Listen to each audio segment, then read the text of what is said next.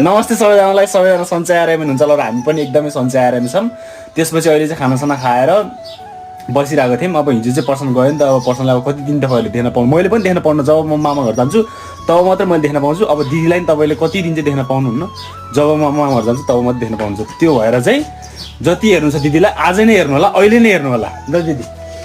नहाँसिक भन्ने एकछिन नचल्नु भन्नु, म टक्क मान्छेले देखाउँछु एकछिन।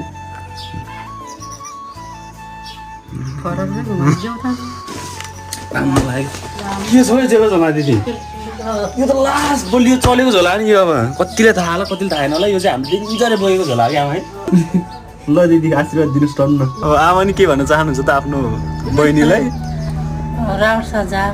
मलाई नहाल्नु न त दिललाई हाल्नु, अङ्गल हाल्नु न त एकचोटि कति देख्दै आज अङ्गल पनि हाल्नु।